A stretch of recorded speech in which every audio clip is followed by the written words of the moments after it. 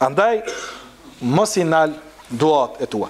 Kur të njën e zën, shtoj lutjet e tua, se thot pejgamberi alayhi salatu wassalam, nuk refuzohet duaja në 2 periudha kohore. Kur është ajo, thot pejgamberi alayhi salam, pas ezanit edhe kur bie shi. Hadithi është Sahihul Jami, vëllimi i parë me numër 590. Kur mas ezanit, kur të knohet ezani, bën dua. Tu të një çka bëjnë njerëzit, përpara që tash mos ata mos jem ka isha. Përpara e diu, ne? Përpara ka qenë kur thirr ke ezani, janë kon të lut basketboll, janë kon të punu në fushë sende. Nalu, do ti të prit që po shkojnë mu fal, ta kret rrishin dhe ngoshin ezanin. Hajt ti prit çka u bë tash mos pelon puna, kanë me marr abdes më shkon xhami jo ka dal. Ezani po knan. Edhe ka dal tash cigare na e pim tok no ezani. E shfrytëzon kohën për haram, subhanallahu. Nëse më u përgjigj thirrë zotit vet, këta ajo e gjajnë për pausjat vet. Tash as ata se ka isha, përpara ishish. Tash alo ma terbjesëza, as çat pauz më se në ka bëjnë për çështën e ezanit. Dhe sa pas ezanit, se kur thirr ezanit do të me përsërit ti mas muezinit, për me marrë sevapin e muezinit. Çka të lezon muezini, përsërit pas ti e merr sevapin e ti. Këtu të ne kur gjë nuk përsërisin. Këta përparat e na e bëjnë ezanin. Ai në fund e mrin ezan Allahu akbar, këta kret la ilaha illallah. Nëse këta me thon mas ti me zot tult Allahu akbar, këtu te na përpara jam mësojnë ati tash tu la ilaha illallah. Se e dita. Subhanallah. Këtë kontra me sunnet pejgamberit alayhi salatu wassalam. Jo, përsëriti fjalët e muezinit. Se ka thënë Resulullah sallallahu alaihi wasallam me ditë njerëz çfarë sevap ka në ezan, edhe në saf parë kishin me qit njerëz short për me kap me thirr ezanin. Tha ja Resulullah, po na kret sumbami, çka më bë? Tha pejgamberi sallallahu alaihi wasallam përsërit një fjalë të muezinit e mirë në sevapin e muezinit.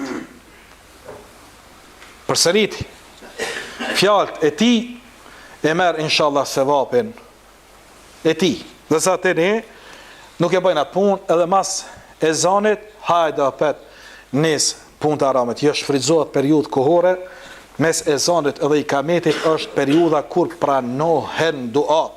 Prandaj edhe shtoj duat e tua dhe periudhë tjetër kur të bie shi. Kur bie shi, shtoni duat vëllazër. Lypni prej të mirave të Allahut Teala. Lypni që Allahu më u largu të këqijat dhe lypni që Allahu më u shtu mirësitë e vetë. Subhanallah, shiu ndërlidhet me periudhat kur Allahu Teala i përgjigjet lutjeve të robëve të vet. Andaj Muhamedi alayhi salam kishte dëshirë ndonjëherë me dal në shi dhe me lag pikat e shiut. Dhe na ka treguar Resulullah sallallahu alaihi wasallam në hadith tjetër çuditshëm ka thonë çdo pikë të shiut e zbret një melek. Tash apo mundi me paramenu sa o numri melaqe vëllaz. Syni kur çet ura shi për një moment do shte me miliarda syni yt që ti kap.